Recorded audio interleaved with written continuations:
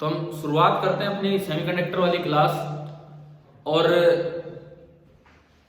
हम चल रहे थे एनर्जी बैंड से पहले केमिकल बॉन्डिंग की तरफ, है ना भाई। पिछली क्लास में यही काम चल रहा था, एनर्जी बैंड से पहले केमिकल बॉन्डिंग। और हमने ये देखा था कि जो इंट्रिंसिक सेमीकंडक्टर है, प्योर सेमीकंडक्टर जिनमें कोई डोपिंग नहीं की, उनमें कैसे बॉन्ड होते हैं? Covalent bond. कोवलेंट बॉन्ड होते हैं। और अगर थर्मल एनर्जी की वजह से, रूम टेम्परेचर की वजह से कोई बॉन्ड टूटता भी है तो एक नहीं दो कैरियर मिलते हैं। मींस अगर एक फ्री इलेक्ट्रॉन मिला है तो दूसरा एक और कैरियर मिला था, उसको नाम हमने एक अलग तरीके से उसे विजुलाइज किया और उसको नाम क्या दिया? होल। और वैसे तो वो इलेक्ट्रॉन ही था, बॉन्ड वाला इलेक्ट्रॉन उल्टा चल रहा है, लेकिन लगता यूं है कि होल आगे बढ़ रहा है। मैं इस चीज को एक और तरीके से विजुलाइज करवाता हूं। ये होल क्या चीज है, मतलब हम किस तरह से इसको होल को पॉजिटिव चार्ज बोल रहे हैं। जैसे कभी यूं सवाल आ जाए,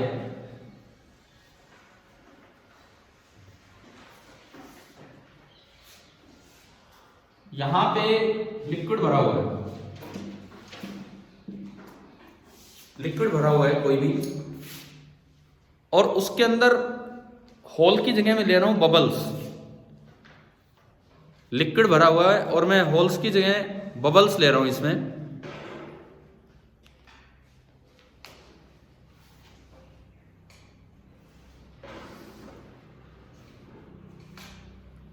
देखिए इस लिक्विड में मैंने माना कि ये दो बबल्स हैं, एयर बबल्स, बाकी पूरा लिक्विड है। ये दो एयर बबल्स हैं और बाकी पूरा लिक्विड है। अब आपसे अगर पूछा जाए ये बबल एक दूसरे को अट्रैक्ट करेंगे कि रिपेल करेंगे? ये बबल्स एक दूसरे को अट्रैक्ट करेंगे कि रिपेल करेंगे? रिपेल क्यों? वैसे तो और कोई फोर्स है नहीं, और ग्रेविटेशनल फोर्स तो हमेशा अट्रैक्टिव होते हैं। तो बबल्स एक दूसरे को अट्रैक्ट करेंगे कि रिपेल करेंगे? मैं तो जस्ट एक बार होल वाली चीज आपको विजुलाइज करवा रहा हूं कि किस चीज को हमने होल बोल दिया वहां पे। देखिए अगर मैं यहां की बात करूं, ये होल कुछ नहीं है, ये तो एम्प्टी स्पेस है। साइड वाला जो पानी है वहां है मास, तो और मास को ग्रेविटेशनल फोर्स से क्या करता है? अट्रैक्ट करता है। तो यहां का मास भी इधर आ जाएगा, यहां का मास भी इधर आ जाएगा, तो वो मास अट्रैक्ट होकर इधर आएगा। तो हमें क्या लगेगा? होल कहां गए, मतलब बबल कहां गए? भाई यहां का मास यहां आ गया तो उसकी जगह वहां बबल बन गया, यहां का मास इधर आ गया तो उसकी जगह वहां बबल बन गया। तो असल में तो मास पास आ रहा है, लेकिन हमें लगेगा कि बबल्स दूर जा रहे हैं। तो हम क्या बोल देते हैं कि फोर्स अट्रैक्टिव है कि रिपल्सिव? रिपल्सिव। बबल्स के बीच का फोर्स रिपल्सिव है। सिमिलरली जो हमने लास्ट टाइम डायग्राम बनाया था केमिकल बॉन्डिंग वाला, जो डायग्राम बनाया था उसमें हो क्या रहा था? चल तो कौन रहा था? बॉन्ड वाला इलेक्ट्रॉन। लेकिन हम दूसरे तरीके से देखें तो हमें लग रहा था कि जो वैकेंसी है वो आगे बढ़ रही, तो उल्टे डायरेक्शन में चलती दिख रही थी। इसीलिए हमने उसको कैसा चार्ज दे दिया? उससे अपोजिट। इलेक्ट्रॉन पे तो कैसा चार्ज होता है? नेगेटिव। लेकिन होल पे फिर वो कैसा माना गया? प्लस ई।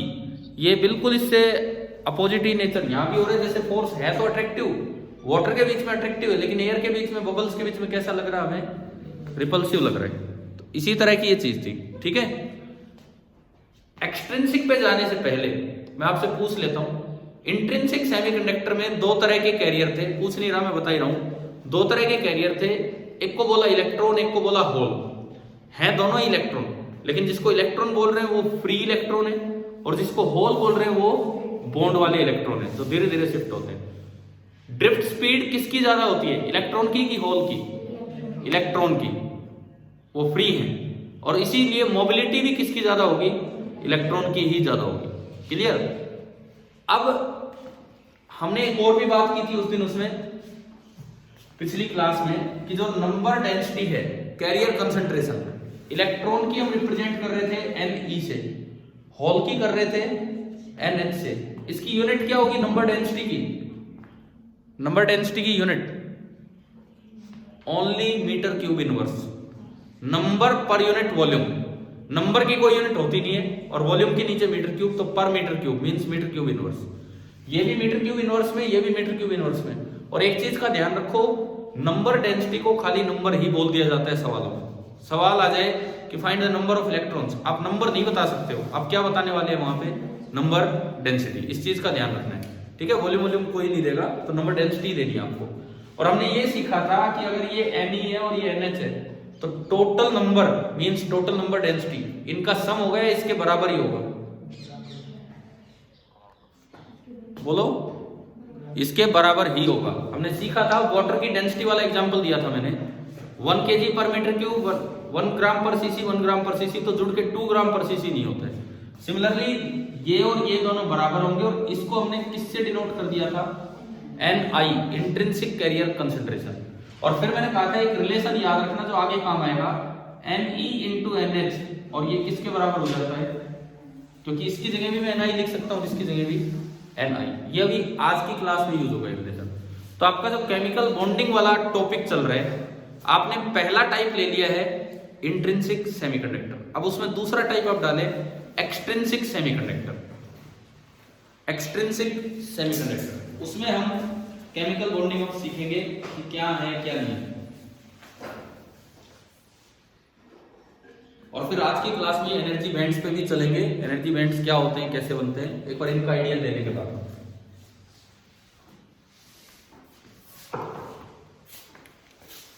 देखिए, एक्सट्रिंसिक सेमीकंडक्टर का मतलब क्या है कि उसमें कुछ मिलावट है, उसमें कुछ डोपिंग है। अब डोपिंग कितनी सी है भाई, देखो मिलावट में मतलब डोपिंग में एक चीज का ध्यान रखा जाता है, जैसे मान लो कोई दूध में पानी मिलाता है, तो क्या इक्वल अमाउंट होते हैं दोनों के, तो पानी ज्यादा होता है, दूध ही ज्यादा होता है। पानी कोई मिलाएगा, एक मतलब पूरी डोली भरी हुई है दूध की, उसमें कोई थोड़ा सा पानी मिला देगा, इस तरह का काम होता है। इसका मतलब जो चीज आप एक्स्ट्रा डाल रहे हो, डोपिंग जिससे कर रहे हो, उसकी कंसंट्रेशन बहुत ही कम होनी चाहिए। कितनी कम होनी चाहिए मैं आपको बताऊं, ppm सुने, ppm पार्ट्स पर मिलियन।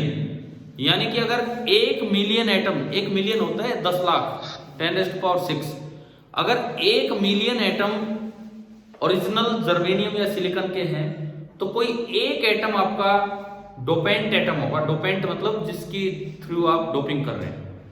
क्लियर? तो हमने स्टार्ट की एक्सट्रिंसिक सेमीकंडक्टर। तो एक्सट्रिंसिक सेमीकंडक्टर के ब्रैकेट में आप ये लिख दो कि with small doping. Extrinsic semiconductor हैं लेकिन स्मॉल डोपिंग के साथ है, विद स्मॉल डोपिंग। अब सबसे पहले एक्सट्रिंसिक में 2 टाइप आप समझिए, 2 तरह की डोपिंग आप समझिए कि क्या है। डोपिंग की कंडीशंस, डोपिंग का तरीका, ये हमारे सिलेबस में नहीं है। मेथड्स ऑफ डोपिंग अपने आप में एक बड़ा टॉपिक है, ठीक है। तो ये आपके 12th में सिलेबस में ही नहीं है कि डोपिंग की कैसे जाती है, इम्प्लांट करते हैं कैसे, बम्बार्डमेंट करके या कैसे मिक्स करते हैं, वो हमें नहीं सीखना। लेकिन बॉन्डिंग पे आने से पहले मैं आपको ये बता दूं, 2 तरह की डोपिंग होती है। एक तो पेंटावेलेंट इम्प्योरिटी डाली जाए और एक ट्राइवेलेंट डाली जाए, ठीक है। 2 तरह की डोपिंग होती है। तो अगर आप पेंटावेलेंट डालते हैं तो जो नया एक्सट्रिंसिक सेमीकंडक्टर बना है उसे बोलते हैं N type, N for negative. और अगर आप ट्राइवेलेंट डालते हैं तो पी टाइप। किस में डाल रहे हैं? टेट्रावेलेंट में। सिलिकॉन और जर्मेनियम कैसे होते हैं? टेट्रावेलेंट, 4 वाले, ठीक है। तो इसी के अंदर हम ए पार्ट लेते हैं एन टाइप सेमीकंडक्टर। ए पार्ट में ले रहा हूं एन टाइप सेमीकंडक्टर। इसमें ये लिख दो डोपेंट एटम्स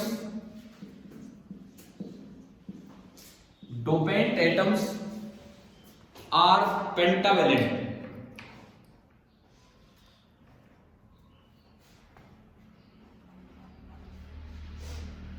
कौन सा ग्रुप होता है पेंटावेलेंट?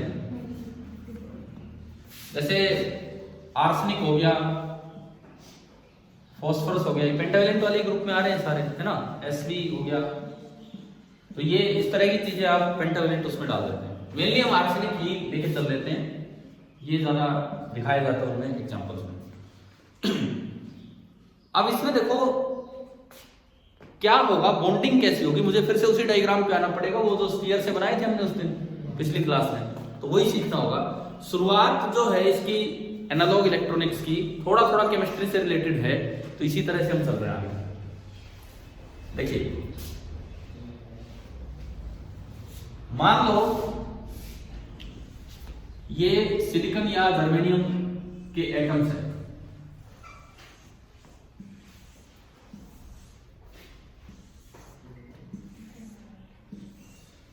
मान लो ये सारे सिलिकॉन है,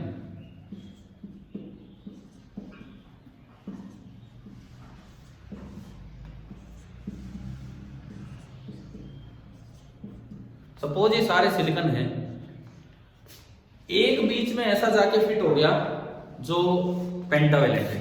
ये तो टेट्रावेलेंट है और वो पेंटावेलेंट है, जैसे कि मैंने लिया आर्सेनिक।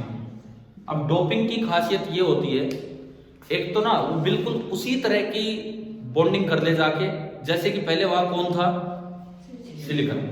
मतलब समझ नहीं आना चाहिए, पहचान में नहीं आना चाहिए कि अलग है।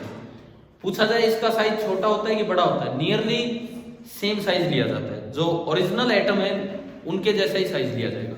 ठीक है, अब मैं बात करता हूं बॉन्डिंग की। ये बॉन्ड में जाके वैसे ही फंस गया है वहां पे। देखिए ये टेट्रावेलेंट है, आपको ध्यान हो, इसको हमने बोला था core, means nucleus plus inner electrons, और केवल इसके अलावा बाहर बचते हैं आउटर इलेक्ट्रॉन्स। तो सिलिकॉन में कितने थे, 4, 1 2 3 4। देखना अभी मैं बॉन्डिंग दिखाऊंगा, समझाऊंगा कि क्या हो रहा है। यहां भी 4 है, ये जितने भी हमने सिलिकॉन बनाए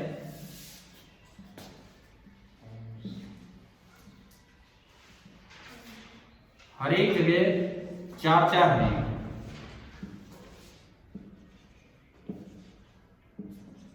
लेकिन आर्सेनिक में कितने होंगे, 5, वो पेंटावेलेंट है। अब आर्सेनिक के 4 तो वैसे यूज हो जाएंगे जैसे किसी सिलिकॉन के थे, 1 2 3 और 4। देखो अब ये बॉन्डिंग होगी, ये इधर बॉन्डिंग होगी, ये इधर बॉन्डिंग होगी, कोवलेंट बॉन्डिंग, और ये इधर बॉन्डिंग होगी। ऐसे तो बाकी का तो रहेगा ही रहेगा आपस का, वो तो मैं दोबारा दिखाने की भी जरूरत नहीं, वो तो आप बाद में ज्वाइन कर लेना ऐसे जितने भी। ठीक है, लेकिन आर्सेनिक में तो 5 थे, तो ये 5वां विदाउट बॉन्ड रह गया, 5वां विदाउट बॉन्ड रह गया। सिलिकॉन क्रिस्टल स्ट्रक्चर में आपने आर्सेनिक डाल दिया, 4 इलेक्ट्रॉन तो इसके बॉन्ड में शामिल हो गए, 5वां विदाउट बॉन्ड हो गया और फ्री भी नहीं है क्योंकि वो तो अपने एटम के साथ जुड़ा हुआ है। 5वां इलेक्ट्रॉन ऐसा है जो बॉन्ड में भी नहीं है और फ्री भी नहीं है। तो बताओ इसको फ्री करवाना आसान है कि इसको फ्री करवाना आसान है? बॉन्ड वाले इलेक्ट्रॉन को फ्री करवाना आसान है कि जो अलग से पड़ा है उसको फ्री करवाना आसान है? अलग से जो पड़ा है उसको फ्री करवाना आसान है। तो अगर आप थोड़ी सी भी एनर्जी देंगे, तो ये तुरंत फ्री हो जाएगा, और इतनी हल्की फुल्की एनर्जी तो रूम टेम्परेचर पे होती है। तो इससे क्या होगा, देखो ये जो 5वां इलेक्ट्रॉन है ये फ्री हो गया। 5वां इलेक्ट्रॉन फ्री होने से आपको बॉन्ड भी नहीं तोड़ना पड़ा, और आपको अपने आप क्या मिल गया, एक फ्री इलेक्ट्रॉन। क्या बदले में होल क्रिएट हुआ है? क्या बदले में कोई वैकेंसी क्रिएट हुई है बॉन्ड में? नहीं हुई। लेकिन ये न्यूट्रल एटम था और उसने एक इलेक्ट्रॉन रिलीज कर दिया, तो वो कैसी आयन बन जाएगी, पॉजिटिव आयन। तो जब ये इलेक्ट्रॉन यहां से निकलेगा उसके बाद ये जो आर्सेनिक आयन है ये कैसी बनेगी, पॉजिटिव। अब वैसे तो हमने कहा पीपीएम में होते हैं, पार्ट्स पर मिलियन, परंतु यार थोड़ा सा भी आप वॉल्यूम लोगे ना, थोड़ा सा भी वॉल्यूम लोगे तो उसमें कई मिलियन एटम्स आ जाते हैं, सिलिकॉन के कई मिलियन एटम। तो उसके अंदर अपने आप आर्सेनिक की संख्या भी काफी हो जाएगी, हजारों में पहुंच जाती है। तो इसका मतलब आपको ये 2-4 ही नहीं, काफी ज्यादा मिलेंगे फ्री इलेक्ट्रॉन्स। समझ गए हो ना, 2-4 नहीं काफी ज्यादा मिलेंगे। ये जो फ्री इलेक्ट्रॉन्स है ये हजारों में तो मिल ही जाते हैं आराम से। अच्छा, इसके बाद ये जो आपका सेमीकंडक्टर बना,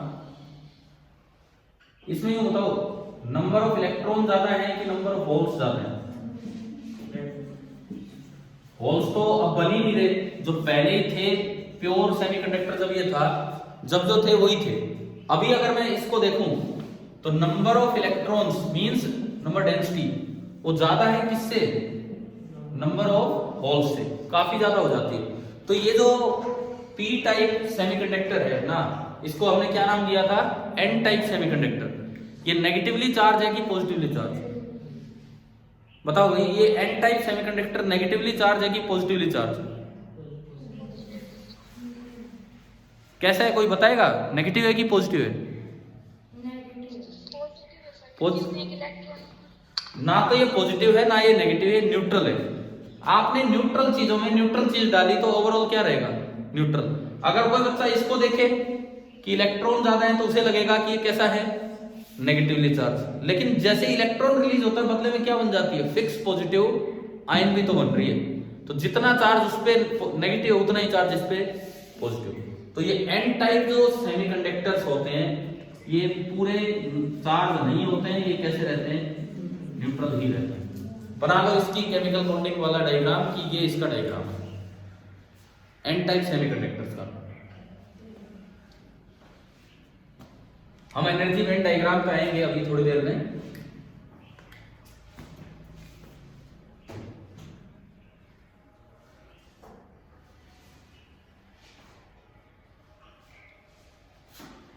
अब हम चलते हैं दूसरे पे। सेकंड आपका है पी टाइप सेमीकंडक्टर्स।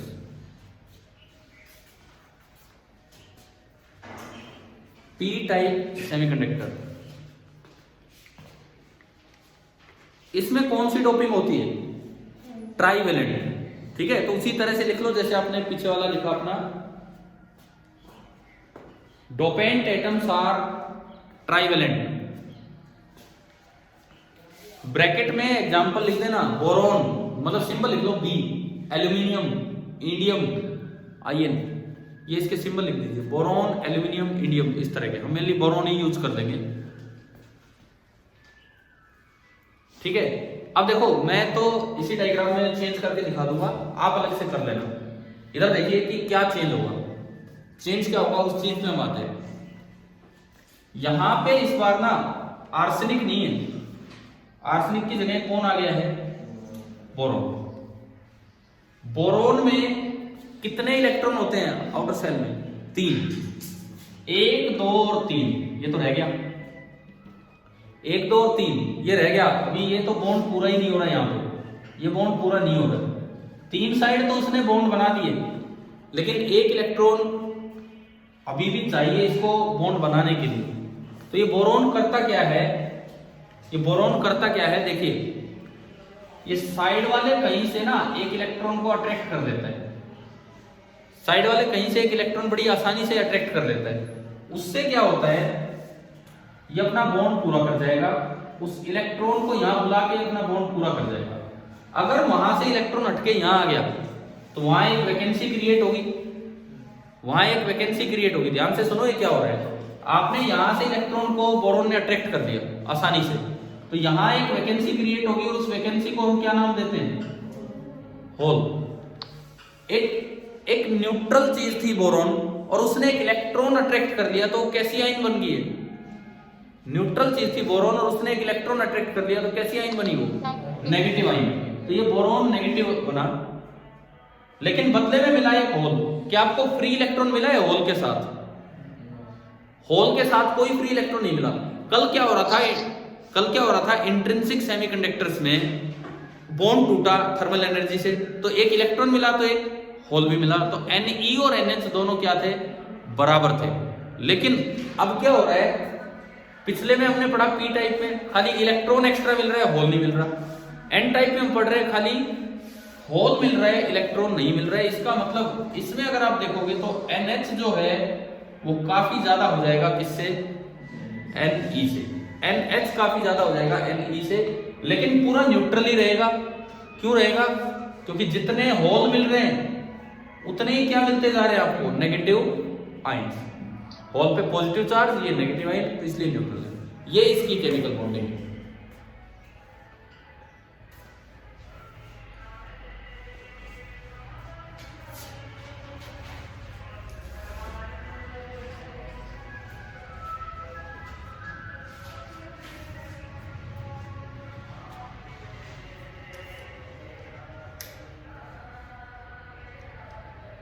अब इसमें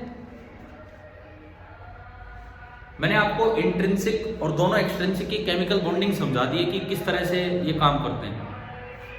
एक मिनट,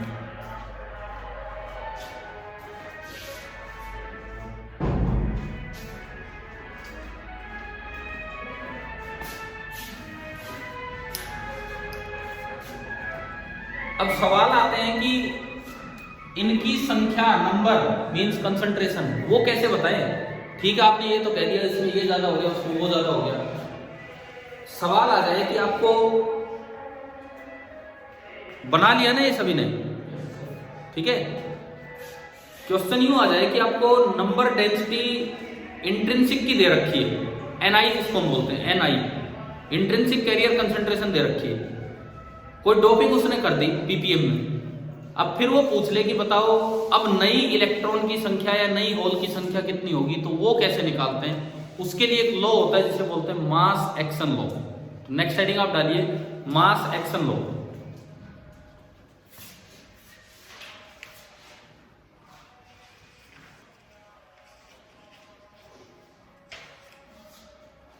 मास एक्शन लॉ ये क्या कहता है, सुनिए। मास एक्शन लॉ कि अगर पहले मैं बता दूं फिर मैं लिखवा दूंगा। बिफोर डोपिंग अगर कैरियर कंसंट्रेशन थी Ni, जिसको हम बोल देते हैं intrinsic carrier concentration, before doping अगर वो Ni थी और आपने कोई एक पर्टिकुलर टाइप ऑफ डोपिंग की है, या तो पी टाइप या N type. P type doping की होगी तो होल्स बढ़ गए होंगे, और एन टाइप डोपिंग की होगी तो इलेक्ट्रॉन्स बढ़ गए होंगे। तो जब थोड़ी देर में थर्मल इक्विलिब्रियम आ जाता है, यार एक बार डालते ही तो कुछ रिकॉम्बिनेशन वगैरह होंगे, ठीक है, इलेक्ट्रॉन और होल मिलेंगे, इस तरह का काम होगा, उनसे एनर्जी रिलीज होती है। इलेक्ट्रॉन और होल मिलने का मतलब है बॉन्ड बनेगा, इलेक्ट्रॉन और होल मिलने का मतलब है कोई बॉन्ड बना है। जब भी बॉन्ड बनता है तो एनर्जी रिलीज होती है, उससे कोई और नया बॉन्ड टूट जाता है, तो ये थोड़ी देर में थर्मल इक्विलिब्रियम आ जाता है। तो थर्मल इक्विलिब्रियम आने के बाद जो भी इलेक्ट्रॉन और होल की कंसंट्रेशन डोपिंग से पहले थी, प्रोडक्ट वही बाद में रहता है। भाई पहले मैंने इसीलिए इंट्रिंसिक में एक फॉर्मूला आपको लिखवाया था, Ne into NH is equal to Ni square. पहले जो प्रोडक्ट था वो Ni स्क्वायर था, बाद में जो प्रोडक्ट होगा ना, बाद में कौन ज्यादा हो गया, NH ज्यादा हो गया, जैसे इसमें चाहे ज्यादा हो जाए लेकिन इन दोनों का प्रोडक्ट वही रहेगा जो कि पहले था, और पहले प्रोडक्ट कितना था, Ni स्क्वायर। तो मास एक्शन लॉ में आप ये लिख लीजिए, at thermal equilibrium, at thermal equilibrium the product of electron and hole concentration, the product of electron and hole concentration, bracket में लिख दो आफ्टर डोपिंग, ब्रैकेट में लिख दीजिए after doping, is the same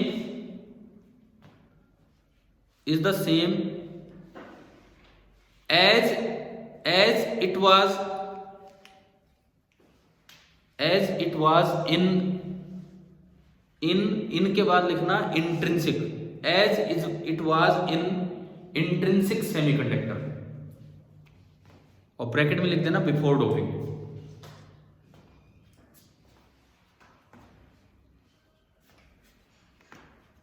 bracket में लिख देना बिफोर डोपिंग। क्या मतलब है इसका, आप ये सुने।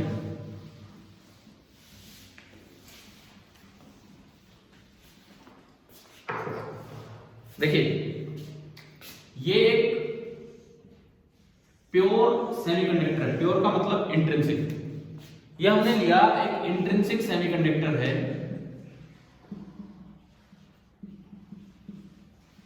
और इस इंट्रिंसिक सेमीकंडक्टर में इलेक्ट्रॉन की संख्या और होल की संख्या बिफोर डोपिंग दोनों को ही हम क्या बोलते हैं, Ni। तो जो इनका प्रोडक्ट होगा, प्रोडक्ट इनकी कंसंट्रेशन का जो प्रोडक्ट होगा, आप उसको Ni स्क्वायर लिख सकते हैं, Ni इंटू Ni स्क्वायर बना। अब इसमें मैंने दो तरह की डोपिंग अलग अलग करके दिखाई।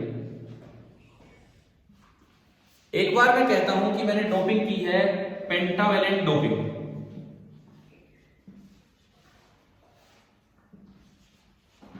एक बार मैं कर रहा हूं पेंटावेलेंट डोपिंग, और एक बार मैं कर रहा हूं इसमें ट्राइवेलेंट डोपिंग, जो अभी अभी हमने पढ़े। और सपोज डोपेंट एटम्स की जो कंसंट्रेशन है, देखो पेंटावेलेंट डोपिंग में पेंटावेलेंट डोपिंग में डोपेंट एटम जो होता है वो इलेक्ट्रॉन डोनेट करता है कि एक्सेप्ट करता है? पेंटावेलेंट डोपिंग में जो डोपेंट एटम होता है, पेंटावेलेंट जो डोनेट करता है, तो उसे डोनर एटम बोलते हैं, डोनर। उसकी कंसंट्रेशन को हम बोल देते हैं ND। This is the number या कंसंट्रेशन ऑफ डोनर एटम। ये ट्राइवेलेंट डोपिंग में वो इलेक्ट्रॉन एक्सेप्ट करता है कि डोनेट करता है? एक्सेप्ट करता है, तो उसे एक्सेप्टर एटम बोल देते हैं। और उसकी कंसंट्रेशन को Na से कैपिटल ले लो चाहिए, नंबर भी बोल सकते हो, कंसंट्रेशन भी, कंसंट्रेशन ऑफ एक्सेप्टर एटम्स। अच्छा ये अब देखो, अगर आपने पेंटावेलेंट डोपिंग की है, अगर आपने पेंटावेलेंट डोपिंग की है तो कौन बढ़ गए थे, इलेक्ट्रॉन या होल? इलेक्ट्रॉन काफी ज्यादा हुए थे। तो इस केस में जो इलेक्ट्रॉन की संख्या है वो लगभग उतनी मान ली जाती है जितने की क्या थे वहां पे डोनर एटम। ये अप्रोक्सीमेशन इन न्यूमेरिकल्स को करने का। और इस केस में कौन बढ़ गए थे? होल्स।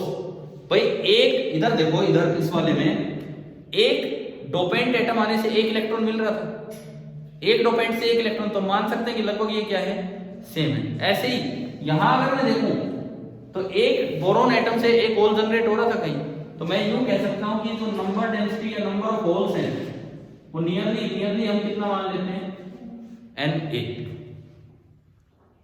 तो मास एक्शन लॉ से ये बताओ कि यहां पे NH कितना होगा, और मास एक्शन लॉ से ये बताओ कि यहां पे Ne कितना होगा। मास एक्शन लॉ आपने अभी लिखा कि उन दोनों का प्रोडक्ट जो पहले था वही बाद में होगा। प्रोडक्ट पहले कितना है, Ni², तो प्रोडक्ट बाद में भी Ni² होगा। तो बाद में प्रोडक्ट है Ne इंटू NH। Ne की जगह तो मैं क्या लिख सकता हूं, ND नहीं, मतलब N number density of donor है ना, तो क्या बना NH। बताओ ये समझ आ रहा है तो Ni² अपॉन ND। समझ आया भाई ये कैसे लिखा हमने मास एक्शन लॉ का यूज करके? तो सिमिलरली वो कितना बचेगा उधर, Ne, ये आपका बचेगा Ni² डिवाइडेड बाई NH, और NH कितना है आपका Na। तो ये यूज है मास एक्शन लॉ का दोनों की कंसंट्रेशन बताने में after doping.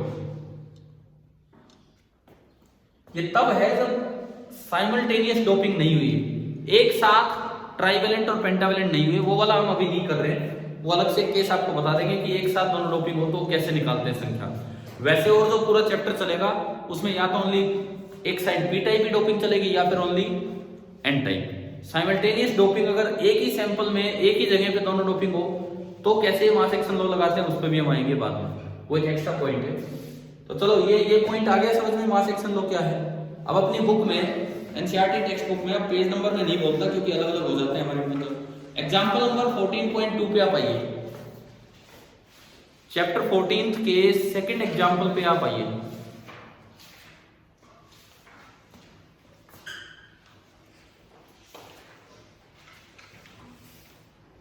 Chapter 14 example number 2, मेरी बुक में तो पेज नंबर 477 है, किसी के में अलग हो तो पता नहीं हमें। और ये डोपिंग पे और मास एक्शन लॉ की एप्लीकेशन है। मिल गया ना, निकाल लिया सभी ने क्वेश्चन, ठीक है। ये लिख भी लेना, ढंग से बना भी लेना, मास एक्शन लॉ कैसे यूज हुआ है।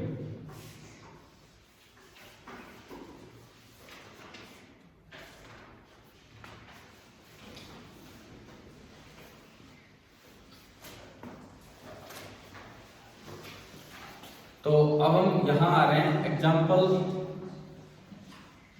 14.1 मैंने करवाया था एक दिन, ये बताते हुए कि कार्बन इंसुलेटर है और सिलिकॉन और जर्मेनियम तो सेमीकंडक्टर बन जाते हैं।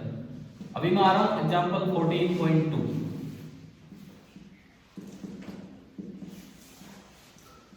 NCERT example 14.2।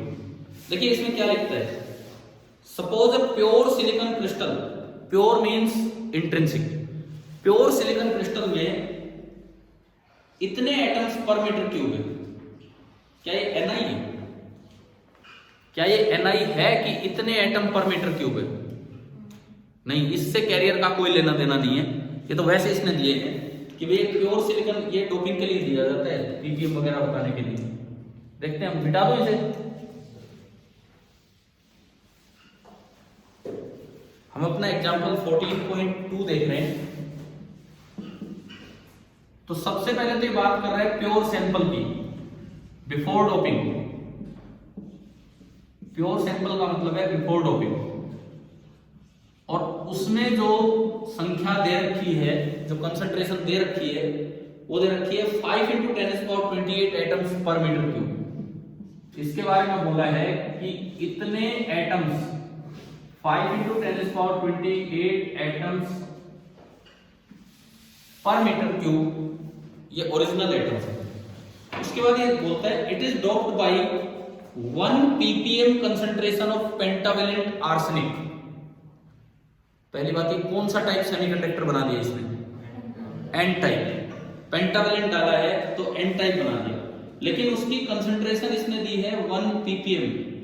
अब इसका क्या मतलब है? इसका क्या मतलब है? देखिए, डोपिंग कंसंट्रेशन,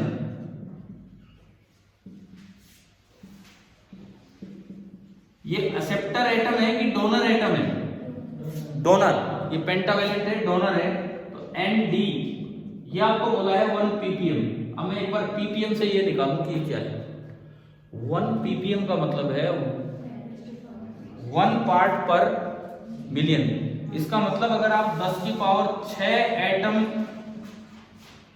सिलिकॉन के लिए, मैं उसको सिलिकॉन मान लूं, सिलिकॉन है क्या, कुछ बोल रहे, सिलिकॉन ही है, हाँ, प्योर सिलिकॉन के 10 की पावर 6 एटम लूं, तो एक एटम आपको किसका मिलेगा? कौन सी इंप्योरिटी है? आर्सेनिक। इतने एटम सिलिकॉन के लेने पे एक एटम किसका मिलेगा? आर्सेनिक का मिलेगा। तो 1 मीटर क्यूब में आर्सेनिक कितना है वो निकालना, वो होती है कंसंट्रेशन। देखो 1 मीटर क्यूब में ये कितने हैं? 5 × 10⁻28 एटम्स। तो अगर एक एटम सिलिकॉन का होता तो आर्सेनिक के एटम होते 1/10⁻6 एटम आर्सेनिक के।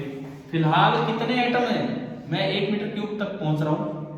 5 × 10⁻28 एटम्स है सिलिकॉन के, तो आर्सेनिक के कितने एटम होंगे? 1/10⁻6 × 5 × 10⁻28, यानी कि ये हो गए 5 × 10⁻22 आर्सेनिक एटम्स। तो सबसे पहले तो मुझे ये पता लगा कि इतने एटम अगर सिलिकॉन के हैं तो उनमें इतनी डोपिंग हो चुकी है आर्सेनिक की, और इतने एटम सिलिकॉन के कितने वॉल्यूम में थे? 1 मीटर क्यूब में, यानी कि उसी 1 मीटर क्यूब में आर्सेनिक कितने आ गए? 5 × 10⁻22। तो क्या आपके पास डोपिंग की कंसंट्रेशन आ गई है कि नहीं, डोपेंट की? समझ में आया? तो ये तो ppm में लिखा था, लेकिन अब मेरे पास एग्जैक्ट आया है। अब मैं लिख सकता हूं कि जो number density of donor atoms हैं वो आ गई 5 × 10⁻22, और मैंने आज शुरू में बोला था इसकी यूनिट होती है मीटर क्यूब इनवर्स, पर मीटर क्यूब। बताओ भाई, क्या यहां तक ये चीजें समझ आ गई? अब हमारा मास एक्शन लॉ की तरह काम स्टार्ट होगा। ये क्या क्या क्या पूछा इसने सवाल में? इलेक्ट्रॉन। अब देखो क्वेश्चन में लिखा है calculate the number of electron and hole. Number नहीं बता सकते हैं हम, क्या बताएंगे? नंबर डेंसिटी, मतलब नंबर पर यूनिट वॉल्यूम हम बता पाएंगे, नंबर डेंसिटी बता पाएंगे। तो अगर ये डोनर एटम है तो किसकी कंसंट्रेशन नियरली इसके बराबर मान लेते हैं? इलेक्ट्रॉन की। समझ गए हो? तो इलेक्ट्रॉन का तो डायरेक्ट आंसर यही आ गया। और होल की कहां से निकालें? मास एक्शन लॉ से। उसके लिए मुझे प्रोडक्ट पहले चाहिए, तो शायद Ni दिया होगा। Ni intrinsic carrier concentration question में दे रखा है ना भाई, Ni, अगर आप देख रहे हैं तो। हाँ, तो Ni दिया हुआ है 1.5 × 10⁻16। तो अब अगर मैं फाइनल आंसर की तरफ चलूं, फाइनल आंसर ये है कि जो Ne है वो तो नियरली N डोनर ही होगा, और N डोनर हमारा आया 5 इंटू 10⁻22 मीटर क्यूब इनवर्स। ये तो NE आ गया। अब मैं बात करूं NH की, मास एक्शन लॉ कहता है कि वो प्रोडक्ट पहले और बाद में सेम होगा, तो दिस इज बाद में Ni² अपॉन ये Nd है ना। और Ni कितना दिया है सवाल में, Ni आपको दिया है 1.5 इंटू 10⁻16, 1.5 इंटू 10⁻16, इसका तो कर देना है स्क्वायर, और ये आपका है 5 इंटू 10⁻22। इसको सोल्व करेंगे तो मैं तो यहीं से वैल्यू लिख रहा हूं, इन्होंने जो वैल्यू दी है दिस इज 4.5 इंटू 10⁻9, ये जो वैल्यू है this is 4.5 into 10⁻9 metre cube inverse.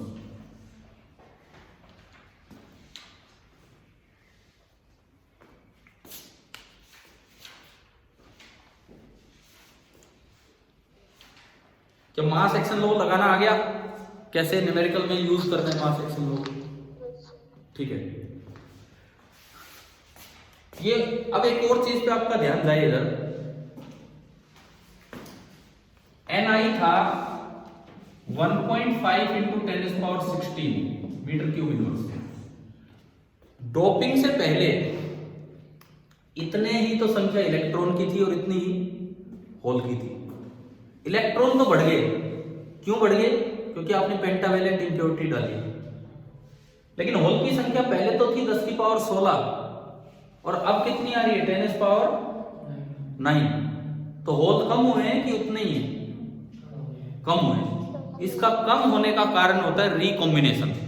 Electron की संख्या इतनी ज्यादा होगी वहां पे कि कुछ होल्स में जाके वो इलेक्ट्रॉन बैठ जाते हैं। अब होल में जाके इलेक्ट्रॉन बैठ गया मतलब वो बॉन्ड, भाई वैकेंसी थी वही तो होल था, तो कुछ होल्स में जाके इलेक्ट्रॉन बैठ जाते हैं, इसका मतलब वो बॉन्ड कंप्लीट हो गए, और कहीं से तो होल मिल नहीं रहे।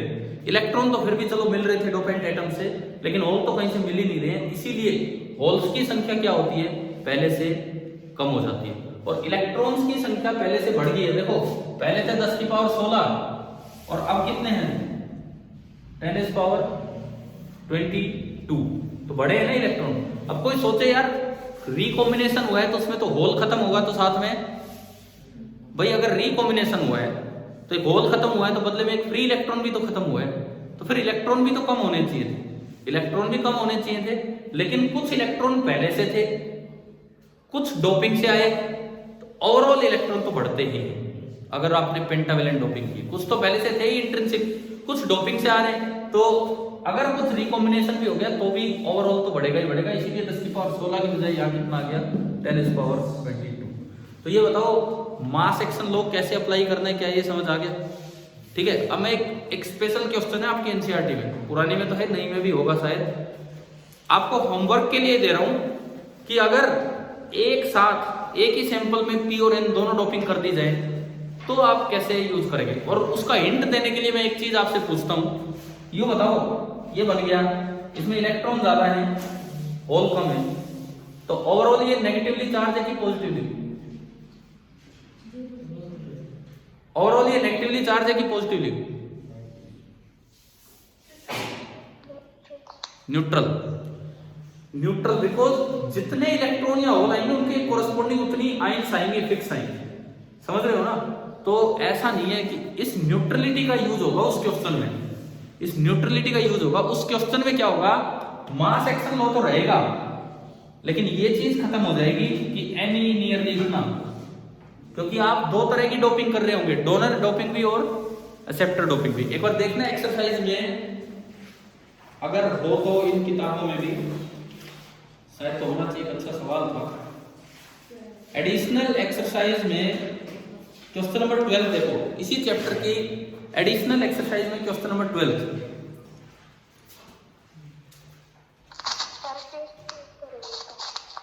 क्या हुआ, क्या कह रहे हो?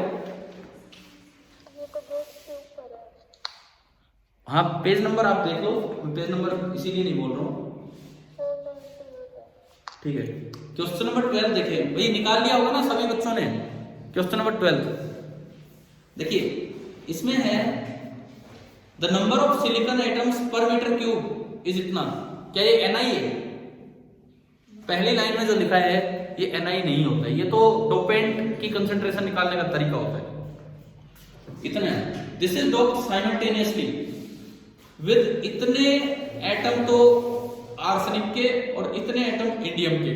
तो एक तो पेंटावेलेंट भी डोपिंग कर दी और साथ में एक ट्राइवेलेंट भी डोपिंग कर दी। समझ आ रहा है ना, एक साथ दो डोपिंग हो रही है, साइमल्टेनियस डोपिंग। तो अब ये पूछता है calculate the number of electrons and holes. तो आप ये तो कह ही नहीं पाएंगे कि NH नियरली Na है या Ne नियरली Nd है, क्योंकि दोनों तरह की डोपिंग हो रही है। तो यहाँ पे एक तो मास एक्शन लॉ का यूज करना होगा और एक न्यूट्रलिटी कंडीशन का, कि ये चीज पहले भी न्यूट्रल थी और आफ्टर डोपिंग भी क्या रहेगी, न्यूट्रल ही रहेगी। तो मैं आपको होमवर्क के लिए दे रहा हूं, आप एक हेडिंग बना के लिखो, लेकिन अपनी कॉपी में एक हेडिंग डाल लो कि साइमल्टेनियस डोपिंग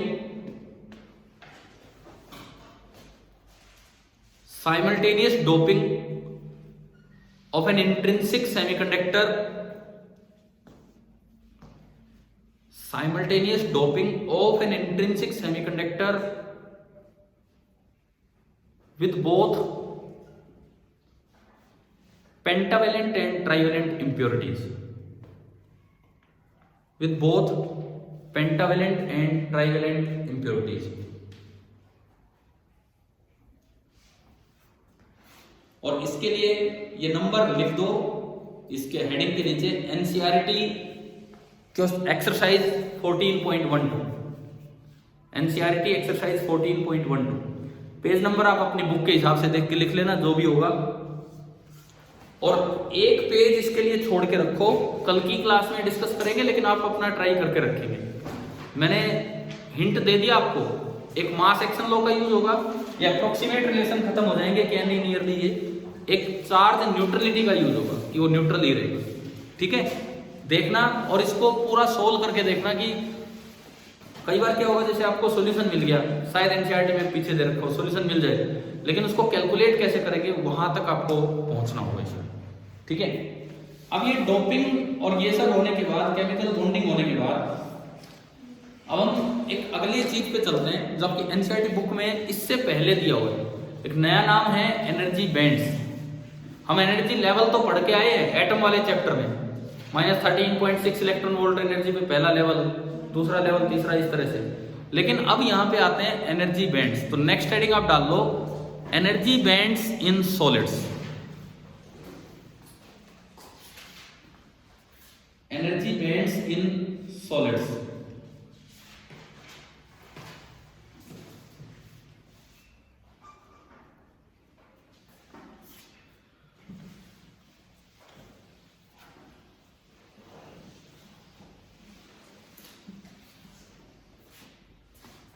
देखो बैंड्स बनते कैसे हैं वो मैं आपको बताता हूं, और एक पेज में आपको होमवर्क में पढ़ने के लिए दूंगा, एनसीईआरटी का एक थ्योरी पेज।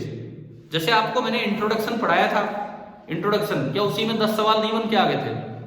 इसी तरह से पूछ ले कि बताओ एक फ्री एटम है और एक सॉलिड में एटम है, दोनों में इलेक्ट्रॉन के मोशन में क्या डिफरेंस है।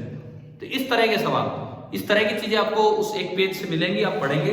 मैं पूरा लेक्चर उस पर नहीं लगाना चाह रहा हूं कि मैं फिर से 5 सवाल लिखवाऊंगा और इस तरह से। ठीक है, तो मैं बैंड बनते कैसे हैं उस चीज पे मैं आ रहा हूं। जैसे हम एक एग्जांपल लें, आपकी बुक में एक ब्लू कलर में दिया हुआ है बैंड थ्योरी ऑफ सॉलिड्स। एक और बुक में देखो आप, बैंड थ्योरी ऑफ सॉलिड्स, एक ब्लू कलर में एक पार्ट दिया हुआ है, मिल गया, पूरा पेज है बैंड थ्योरी ऑफ सॉलिड्स, है ना। तो अब आप ये समझना कि ये किस तरह से बैंड फॉर्मेशन हो रही है। इसकी भी थोड़ी और डिटेल होती है, लेकिन हम बस इतना ही करेंगे जितना यहां दिया हुआ है कि बैंड बनते कैसे।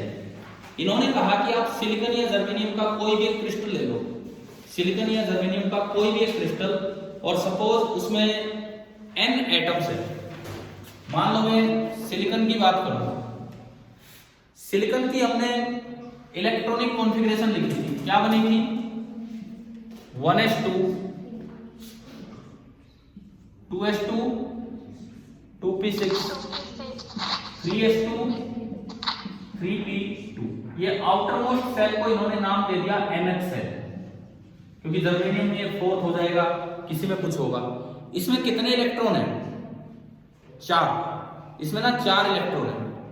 अब बोर ने तो बोला था कि इन चारों की एनर्जी सेम होगी, बोर ने तो कहा था चारों की एनर्जी सेम होगी, क्योंकि उसने तो एन को देखा था, प्रिंसिपल क्वांटम नंबर को। उन्होंने तो खाली एन को देखा था प्रिंसिपल, लेकिन हम और भी पढ़ते हैं एजीमुथल क्वांटम नंबर, तो इसमें भी आगे जाओगे तो एनर्जी एस की और पी की थोड़ी अलग अलग है ना। कितने क्वांटम नंबर आप पढ़ते हो? कितने क्वांटम नंबर आप पढ़ते हो? मैं केमिस्ट्री की बात कर रहा हूँ, फिजिक्स की नहीं। चलो ठीक है, पता नहीं, मुझे नहीं पता आप कितने पढ़ते होंगे, जितने भी पढ़ते होंगे, लेकिन हम यहाँ पे जो यूज कर रहे हैं एजीमुथल क्वांटम नंबर का भी थोड़ा सा यूज लेंगे। जस्ट मैं नाम लूंगा और कुछ नहीं, उसको शायद एल से डिनोट करते हैं, है ना। हाँ, तो देखो मान लो आपने n एटम्स लिए, सिलिकॉन के n एटम्स, तो आउटर मोस्ट सेल में कितने इलेक्ट्रॉन है? 4 है। ये अलग एनर्जी वाले एटम है और ये अलग एनर्जी वाले एटम। इनकी एनर्जी में भी थोड़ा डिफरेंस मिलेगा, जो इन्होंने ग्राफ में दिखाया है। ग्राफ में ये दिखाया हुआ है कि इनकी एनर्जी में क्या कुछ डिफरेंस है। देखो हम जो एजीमुथल क्वांटम नंबर लिखते हैं तो इनके लिए तो L0 लेते हैं और P के लिए L कितना लेते हैं? 1। एक अकेला एटम अगर होगा ना, उसका 3s इलेक्ट्रॉन किसी एनर्जी पे है, दूसरा अकेला एटम लोगे सिलिकॉन का ही, तो उसका 3s वाला इलेक्ट्रॉन सेम एनर्जी पे मिलेगा। तीसरा सेपरेट एटम लोगे, फ्री एटम, उसका भी 3s वाला इलेक्ट्रॉन उसी एनर्जी पे मिलेगा। लेकिन जब सॉलिड बनते हैं ना, पास पास आते हैं, तो क्या होता है कि उनमें एनर्जी में थोड़ा थोड़ा डिफरेंस आने लग जाता है और वहीं से लेवल किस में कन्वर्ट होने लग जाता है? बैंड में। जैसे मान लो मैं एक रैंडम वैल्यू बोलूं -3.4 इलेक्ट्रॉन वोल्ट, कोई इलेक्ट्रॉन है उसकी एनर्जी थी -3.4 इलेक्ट्रॉन वोल्ट। जब तक सेपरेट थे, हर एक एटम के उस 3s इलेक्ट्रॉन की एनर्जी -3.4 इलेक्ट्रॉन वोल्ट। लेकिन जब आप उसको सॉलिड बनाओगे, पास लाओगे, तो एक की हो जाएगी -3.41, एक की हो जाएगी -3.39, कोई थोड़ा ज्यादा कोई थोड़ा कम, तो वो लेवल फैलने लगता है और वो क्या बन जाता है? वहां पे बैंड बन जाता है, क्योंकि उनका आपस में इंटरेक्शन होने लगता है। अब वो लेवल से बैंड तक कैसे आते हैं, उस चीज पे हम अभी आते हैं।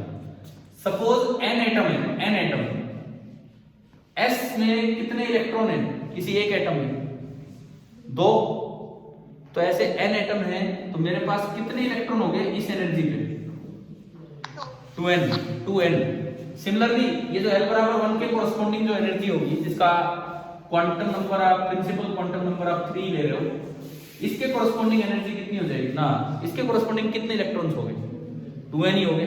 यानी कि फिलहाल जो आपने एक एटम लिया, अगर मैं एक सिलिकॉन का एटम लेता तो 2 इलेक्ट्रॉन तो इस एनर्जी पे होते और 2 इलेक्ट्रॉन इस एनर्जी पे होते। अगर मैं n फ्री एटम्स लूं, n फ्री एटम्स, तो सभी के ये 2 इलेक्ट्रॉन उसी लेवल पे मिलेंगे, उसी लेवल पे, जब तक उनको आप पास नहीं लेके आए। पास लाओगे तो आपस में इंटरेक्शन होगा, थोड़ी थोड़ी एनर्जी कम ज्यादा हो जाएगी। तो फिलहाल अगर देखें तो ये दूर दूर है, मतलब एंगस्ट्रॉम के रीजन में नहीं लाए हो आप, तो ये 2 नहीं, n एटम्स के कितने इलेक्ट्रॉन हो गए? 2n।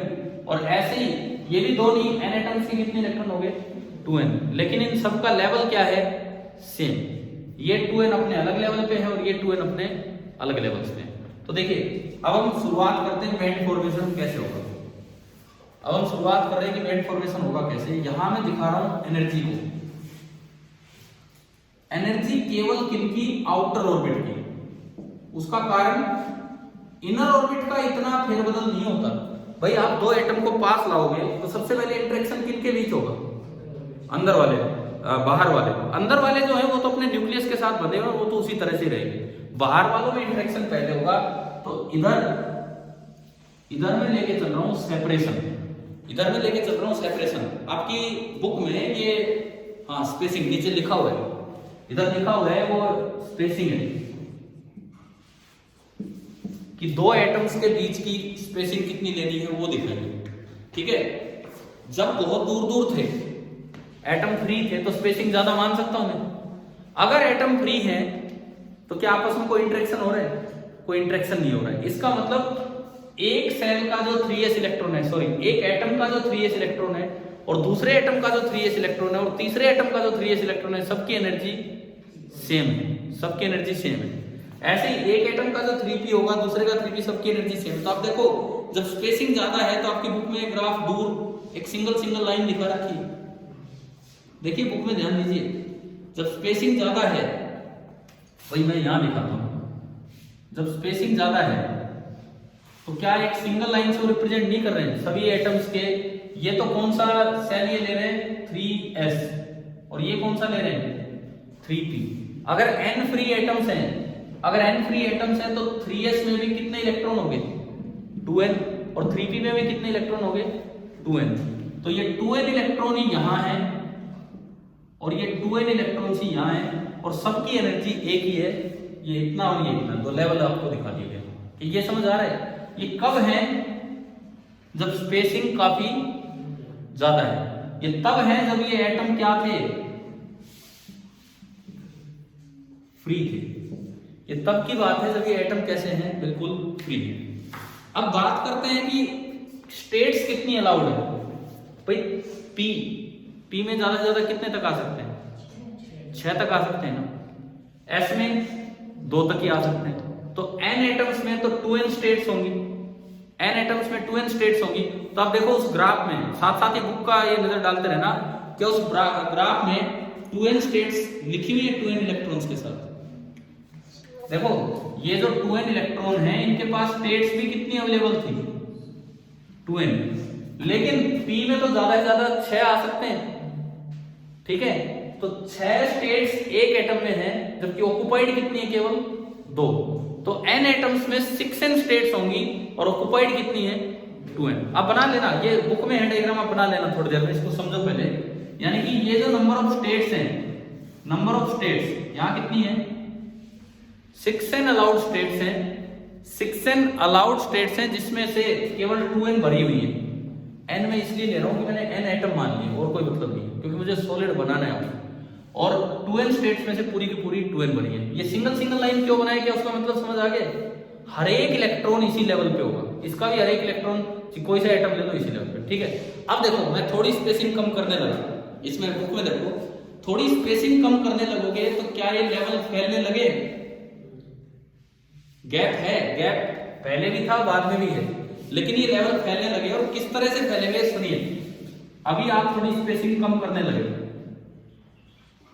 लेवल इस तरह से फैलेंगे कि पहले सारे के सारे 2n इलेक्ट्रॉन्स एक लेवल पे थे, अभी किसी की एनर्जी थोड़ी कम होगी और किसी की एनर्जी थोड़ी ज्यादा होगी। क्यों? क्योंकि आपस में इंटरेक्शन होने लग गया साइड वाले के साथ।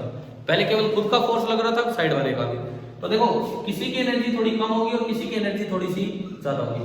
ऐसा ही काम इसमें भी होगा, किसी की एनर्जी थोड़ी सी बढ़ जाएगी और किसी की एनर्जी थोड़ी सी कम हो जाएगी। तो पहले सारे 2n इलेक्ट्रॉन एक लेवल पे थे, एनर्जी के एक लेवल पे। अब किसी की एनर्जी ज्यादा, किसी की और ज्यादा, किसी की और कम, तो वो लेवल फैलने लगा। सिमिलरली ये वाला लेवल भी फैलने लगा। ये तब है जब आप उन n एटम्स के बीच का सेपरेशन आपने क्या कर दिया, थोड़ा कम। अभी उतना नहीं हुआ है जितना सॉलिड में होता है, लेकिन थोड़ा कम हुआ है। तो आप इसमें देखो ये ग्राफ चल रहा है लेकिन गैप बना हुआ है। अब ये जो है गैप है, अभी देखिए गैप है, ये इस तरह से चलता रहेगा, यहां तक ये फैलता रहेगा। आप पास लाओगे, जितना पास लाओगे एनर्जी में वेरिएशन उतना ही ज्यादा होता चलेगा। ये भी फैलता रहा, ये भी फैलता रहा। अच्छा, ये जो इलेक्ट्रॉन्स थे, कितने इलेक्ट्रॉन्स थे 2n इलेक्ट्रॉन्स थे। और p में स्टेट्स कितनी चल रही थी 6n स्टेट्स जो अलाउड स्टेट्स थी। सिमिलरली ये भी कितने इलेक्ट्रॉन थे 2n और स्टेट्स कितनी चल रही थी 2n स्टेट्स चल रही थी। आप ये बताओ, ये फैलाव समझ में आ रहा है क्या हुआ है। एक एटम का अब साइड वाले एटम से इंटरेक्शन होने लगा तो जो बाहर वाले इलेक्ट्रॉन है उस पर अब केवल खुद का नहीं बाहर वाले का भी फोर्स लग रहा है। तो किसी की तो एनर्जी बढ़ रही है और किसी की एनर्जी कम हो रही है। डिपेंड कर रहा है पता नहीं किस पे किस तरह से फोर्स लग रहा है, कैसे बढ़ रही होगी कैसे कम, उसका भी मैं आइडिया देता हूँ। ये एक एटम है, इसका एक इलेक्ट्रॉन यहां से निकल रहा है, यहां से निकल रहा है। तो इधर वाला एटम का जो इलेक्ट्रॉन है वो क्या कर रहा होगा, उसको रिपेल कर रहा होगा। रिपेल कर रहा होगा तो इस पे net force towards the centre बढ़ गया कि नहीं, बढ़ गया। जब यहां से निकल रहा था तो net force towards the centre बढ़ा, नेट फोर्स बढ़ा तो हो सकता है उससे उसकी एनर्जी थोड़ी सी इंक्रीज हुई, लेकिन वो नेगेटिव में इंक्रीज हुई तो मे भी थोड़ी सी डिक्रीज होगी, ठीक है। और किसी जगह ऐसा भी बनेगा कि कोई न्यूक्लियस उसे अट्रैक्ट करने लग गया साइड वाले का, तो इससे कोई एनर्जी बढ़ रही है कोई कम हो रही है, तो उसकी डिटेल में हम नहीं जाने वाले। अब देखो क्या होगा, आप सेपरेशन और कम कर दें, आप सेपरेशन और कम कर दें। मुझे ना इसको थोड़ा सा बढ़ाना पड़ेगा, थोड़ा सा मैं और इधर करता हूं, है जगह, देख लो इसमें किस तरह से ये मैं दिखा रहा हूं। दिस इज द, ये हमने लिखा था एनर्जी ऑफ आउटर ऑर्बिट्स। अब एक स्टेज ऐसी आएगी, आप बुक में देख सकते हैं, एक स्टेज ऐसी आएगी कि आप और पास ले आए ना, जिसको इन्होंने रीजन सी नाम दिया। देखो इन बुक के अकॉर्डिंग मैं चलूं तो दिस इज रीजन ए, दूर दूर, दिस इज रीजन बी, थोड़ा सा पास। रीजन सी में क्या हो गया है, रीजन सी में आके ये दोनों ओवरलैप कर गए, रीजन सी में आके ये दोनों बीच में क्या कर जाएंगे, यहाँ पे ओवरलैप कर जाएंगे। मैं बता देता हूँ आपको क्या होने वाला है। यहाँ पे ये थोड़ा सा पार्ट ऐसा चलेगा, थोड़ा सा पार्ट कि यहाँ पे ये दोनों ओवरलैप कर जाएंगे। कितनी स्टेट्स हैं टोटल, 6n और 2n, कितनी स्टेट्स हैं, 8n स्टेट्स। और इलेक्ट्रॉन कितने हैं, इलेक्ट्रॉन 2n और 2n, 4n इलेक्ट्रॉन्स। थोड़ी सी दूर तक, बस थोड़ी सी दूर तक ये स्पेसिंग ऐसी रहेगी कि यहां पे ये दोनों ओवरलैप कर रहे हैं। अब हम चलेंगे बिल्कुल सॉलिड बनाने की तरफ, एंगस्ट्रॉम की रीजन में आ जाएंगे कि कोई भी दो एटम लोगे उनके बीच की दूरी एंगस्ट्रॉम में आ गई है, मतलब वो जैसा कि सॉलिड में अरेंजमेंट होता है। तो अब एक रीडिस्ट्रीब्यूशन होगा स्टेट्स का और इलेक्ट्रॉन्स का। स्टेट्स आधी आधी बढ़ जाएंगी, स्टेट्स आधी आधी बढ़ जाएंगी, कुछ नीचे की तरफ बिल्कुल आधी आधी। टोटल स्टेट्स कितनी है, टोटल स्टेट्स 8n है, टोटल स्टेट्स आपकी 8n है, तो ये स्टेट्स आधी आधी बढ़ जानी है, मींस 4n स्टेट्स ऊपर हो जानी है और 4n स्टेट्स ही नीचे हो जानी है। इनको बैंड का नाम देंगे। लेकिन बिना किसी एनर्जी के, अगर बाहर से कोई एक्स्ट्रा एनर्जी नहीं दे रहे, तो कितने इलेक्ट्रॉन थे टोटल, ये सारे के सारे इधर आ जाते हैं कम एनर्जी की तरफ। स्टेबिलिटी ज्यादा तब होती है जब एनर्जी कम होती है, तो सारे के सारे इधर आ जाएंगे। तो इधर तो कितने हो गए, कितने इलेक्ट्रॉन्स, 4n इलेक्ट्रॉन्स। और इसको आप कह सकते हैं कि ये क्या है, वैकेंट, ठीक है। ये आपका ग्राफ है, इससे आगे हमें नहीं जाना। आपकी बुक में तो इससे भी आगे जा रहा है, और भी कम, और भी कम पे हमें नहीं जाना, यहां हमें रुक जाना है। यहाँ आके ये जो स्पेसिंग हुई है, यहाँ आके हमें रुक जाना है इसमें। मैंने इसको थोड़ा सा अलग तरीके से बताया है, वो और भी डिटेल में जा सकता है, हमें नहीं जाना वहां पे। जब दूर थे एटम, यहां मैं लिख दूं, इस जगह जो है ये आपका हो गया है एक्चुअल स्पेसिंग। सॉलिड में जो एक्चुअल स्पेसिंग है, यहां आप पहुंच चुके हैं, ये आपकी है एक्चुअल स्पेसिंग। और इनसे हम बैंड्स का नाम देंगे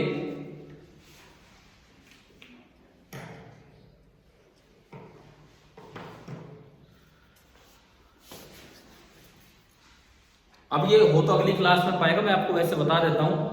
ये जो नीचे वाला जो बैंड बना, लेवल था और बैंड बन गया, उसे नाम देते हैं वैलेंस बैंड। और जो ऊपर वाला बैंड बनता है उसे नाम देते हैं कंडक्शन बैंड। और जो इनके बीच का एनर्जी गैप बनता है उसे नाम देते हैं फॉरबिडन एनर्जी गैप। अब चाहो तो इसमें जगह हो तो आप कोई मेंशन कर सकते हैं। ये है वैलेंस बैंड VB, ये है कंडक्शन बैंड CB, और इनके बीच का जो गैप होता है वो EG होता है, forbidden energy gap. Valence band, conduction band and forbidden energy gap, ये इनके बीच का गैप होता है।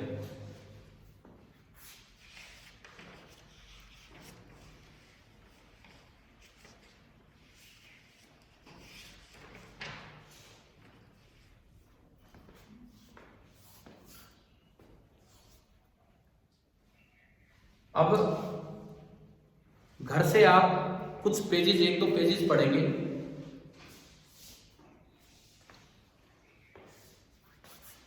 देखो ये बुक में जहां भी ये बैंड थ्योरी ऑफ सॉलिड वाला पार्ट था, इससे पिछला पेज आपको पढ़ना है। एक बार अपनी बुक पे नजर डालिए, घर से बुक रीडिंग करनी है एक दो पेज की।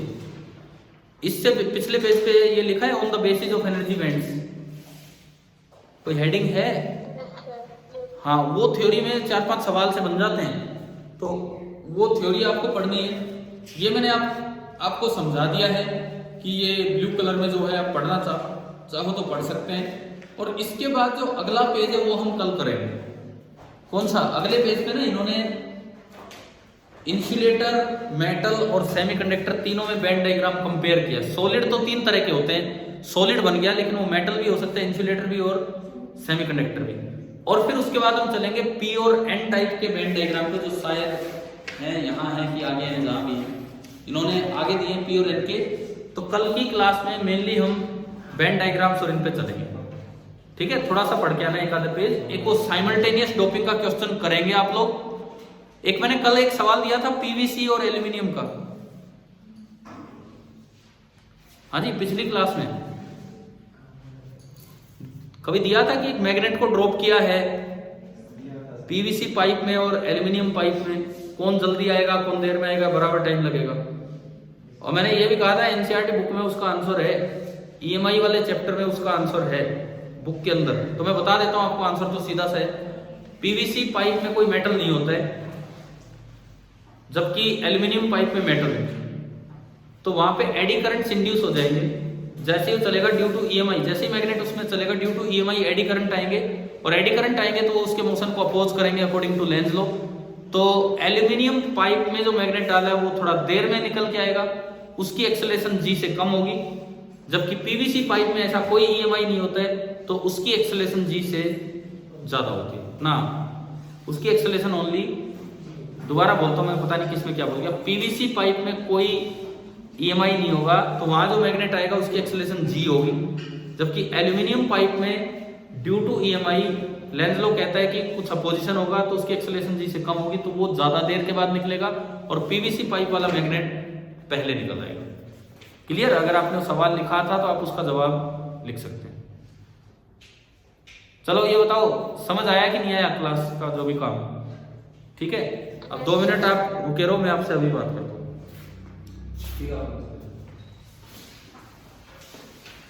मैं जस्ट एक बार पार्टिसिपेंट्स देख रहा हूं कौन कौन है।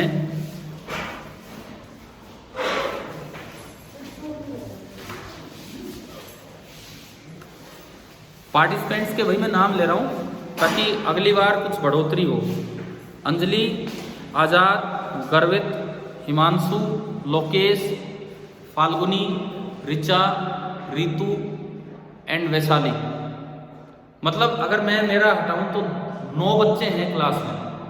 आप एक बार यार ये समझिए कि क्लास आपको अटेंड करनी चाहिए।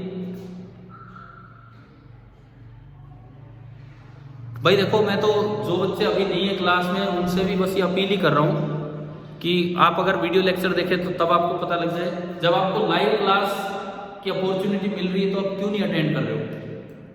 ठीक है, तो जरूर अटेंड किया कीजिए।